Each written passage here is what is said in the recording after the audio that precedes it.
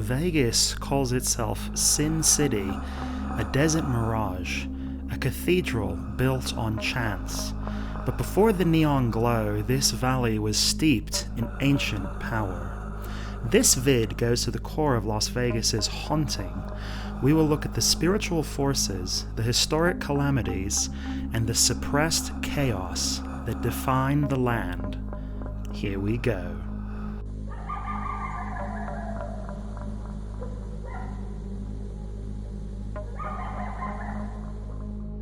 The foundation of Las Vegas lies in a battle of energies. For centuries, the southern Paiute people, also known as the Nuwuvi, called this valley's rare natural springs Puaksont Tuvip, or Powerlands. This wasn't a resource to be simply used, it was a spiritual nexus where the land's raw, untamed power resided. Lore tells of the danger of this wild energy through the figure of Coyote. According to the Nuwuvi, in the beginning, the trickster Coyote was instructed to place the mud people into a burden basket. But Coyote, the embodiment of impulsiveness, disregarded his instruction and opened the basket early, scattering the tribes to the wind. Because of Coyote's actions, the Paiute understood that their homeland was forevermore a place of inherent, chaotic power. This chaos led to a supernatural clash. The Nuwuvi leader, Taugu, witnessed the arrival of the Mormon settlers, including their leader, Elder Jedediah Kane, who sought to impose rigid order to Coyote's shifting lands. The settlers built an adobe fort and attempted to tame the springs, but documentation records phenomena that defied logic. Paiute tradition holds that the abuse of the spring's water amplifies Coyote's mischief, bringing chaos and destruction. Elder Jedediah Kane's journals, according to whispered lore, describe the fort as suffering from an oppressive, supernatural gloom. They reported hearing disembodied chanting in the Nuwuvi language outside the fort walls at night. Livestock inexplicably perished, found entombed in quicksands near the spring's heads. The air inside the fort became heavy, cold, and resisted the Mormons' prayers. After 2 years, the desert claimed their fort. When the Mormon mission failed and the settlers abandoned the town they had named St. Thomas, they set fire to their homes in an attempt to free them of Coyote's energy. It was a spiritual rupture. They discovered that Las Vegas is a power land, and the price for trying to control it is the soul of the ambitious.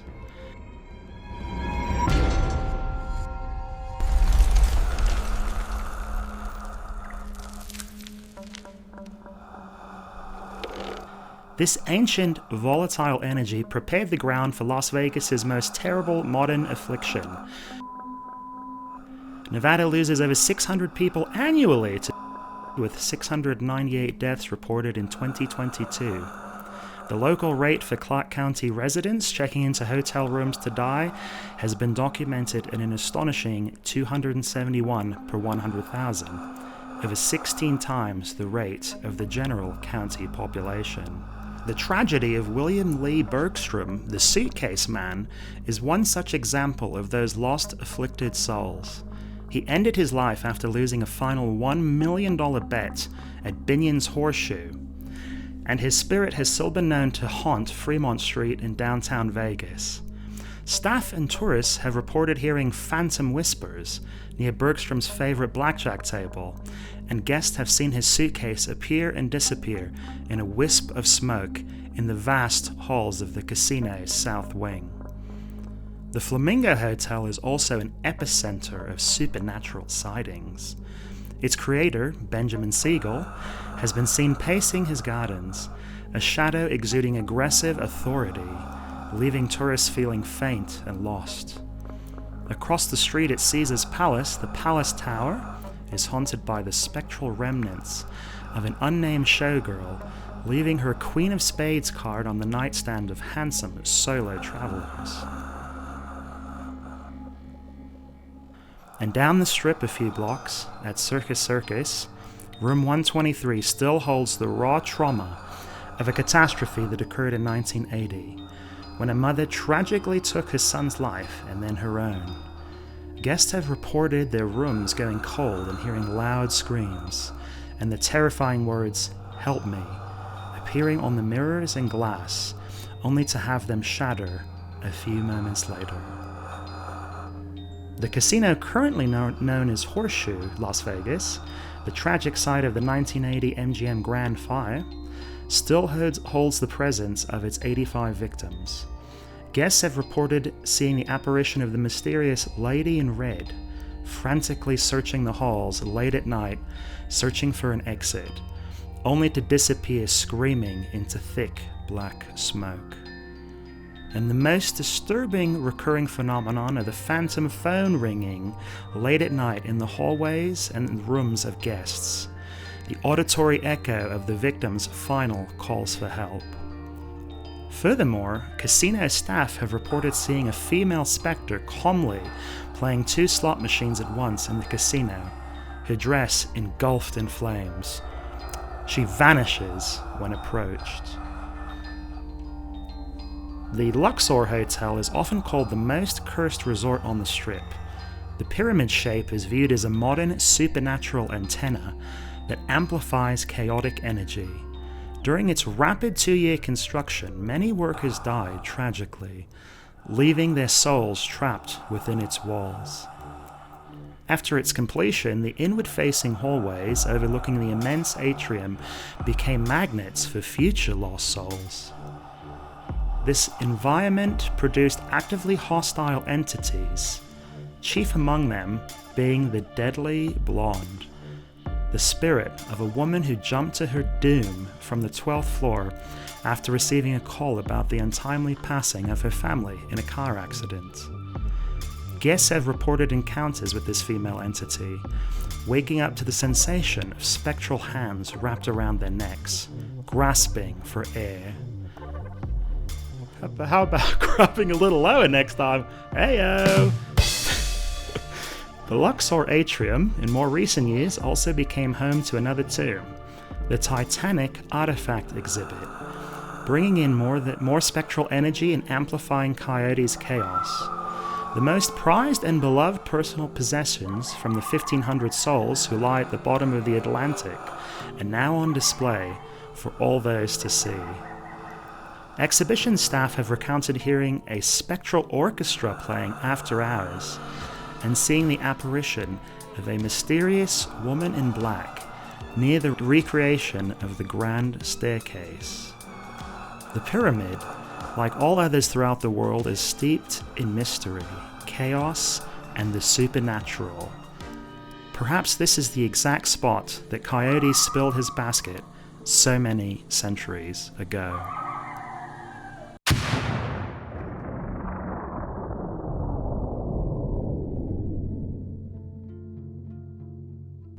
The desert's ancient chaos found its ultimate amplification in the mid-20th century. Just 65 miles northwest of Las Vegas, the Nevada test site became the stage for over 1,000 atomic detonations. The state covered up many of the dangers, but the Nevada test site hosted scientists with terrifying theories. This includes Dr. Silas Thorne, a physicist who lived in Las Vegas. He had a radical, almost heretical theory that linked the spiritual chaos of the Paiute land to nuclear physics. Thorne's hypothesis, which he documented obsessively, was that the massive high-yield detonations, especially those that vented radioactive material into the atmosphere, created colossal unstable disturbances in the space-time continuum. He theorized that the sheer concentration of energy in an atomic explosion, the megaton yield, coupled with the extreme release of neutrons and gamma radiation, was causing a localized dimensional shearing. This wasn't merely radiation. The phenomenon was a physical force, capable of thinning the veil between parallel universes, effectively opening a rift, or a wormhole, in the Nevada desert air. Thornes secretly dedicated work to measuring what the physicist called the dimensional bleed. The legend holds that during Operation Teapot, Thorne was in a bunker to record dimensional signature variances when a malfunction caused the experiment to unexpectedly vent. Thorne was fatally exposed. He passed away a few days later, but his passing was just the beginning of the conspiracy. Within hours, the state launched a major cover-up. Thorne's research, journals, and equipment from his Las Vegas home were confiscated by unnamed agents. 2 months later, his house was condemned for mold and then mysteriously and abruptly demolished, erasing all evidence of his research, leaving behind only concrete and dust. But the cover-up failed.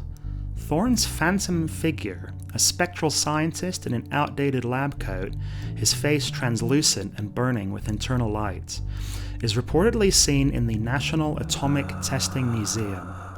The spirit is seen manipulating Geiger counters and voltmeters, driving the needles wild. Near the mock-up atomic bunker, witnesses feel an abrupt temperature drop, followed by the disembodied sound of frantic, whispered calculations. Thorne's tortured spirit, forever trying to record the coordinates of the dimension he accidentally entered when death came. He is a chilling symbol of the era's ambition, consumed by its own destructive power. A ghost created by a physics experiment gone horribly wrong.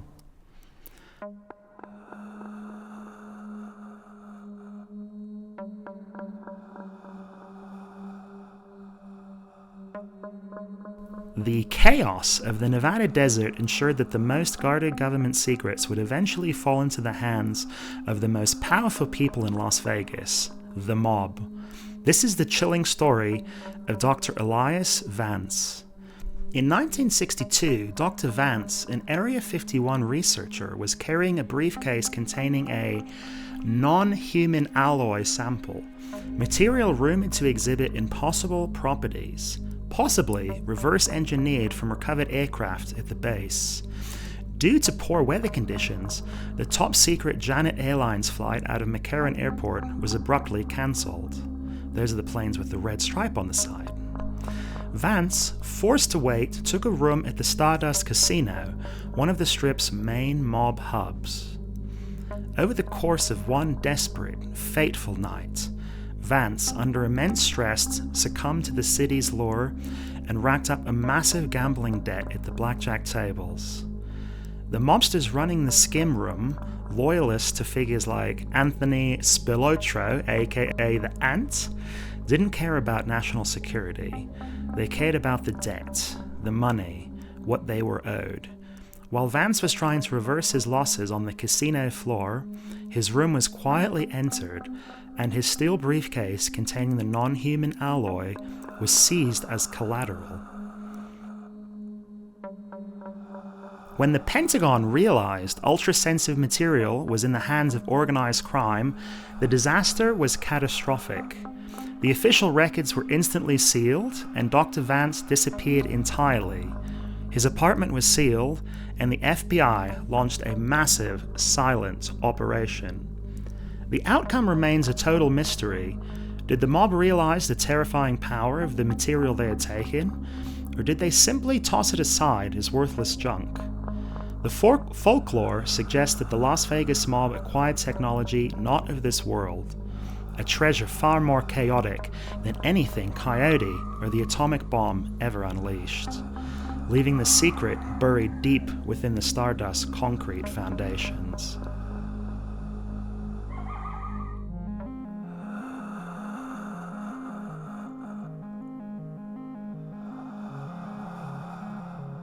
And finally, the most recent of Vegas's cosmic conspiracies, where ancient chaos and modern aliens converge. On May 1st, 2023, the chaos culminated when a family called 911 from their North Las Vegas backyard, minutes after they had witnessed a bright object streaking across the sky, also captured on a police officer's body cam. The Kenmore family, in subsequent reports, claimed to have seen something 100% not human. The 911 audio captures the terror of the call. Mr. Kenmore, describing the entities, they're like 8 foot, 9 foot, 10 foot. They look like aliens to us, big eyes. They are 100% not human. A responding officer's body cam audio confirms the unsettling realities of the situation. The other officer admits to dispatch, "I'm so nervous right now. I have butterflies, bro. One of my partners said they saw something fall out of the sky, too." The mystery deepened when veteran crime scene reconstruction analyst Scott Roeder examined the family's video footage. Roeder reported finding a visual anomaly or a cloaking device, a phenomenon that analysts claim shows the movement of at least 2 beings, Roeder concluded, applying the same principles as a homicide investigator. These entities, quote, "These entities are real. They're there. This is not fake. This is not a fraud." This incident cements Las Vegas as the ultimate nexus, a place where the chaos predicted by the Paiute draws forces not just from the human underworld, but from the universe itself. The Las Vegas desert is unforgiving.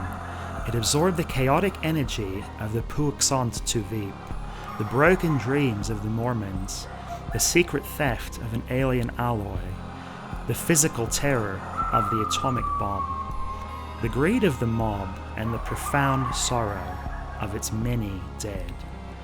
The darkness, whether human, tragic, or cosmic, is as permanent as the desert itself, and the souls who never checked out are still waiting for their day in the light. Later, mates.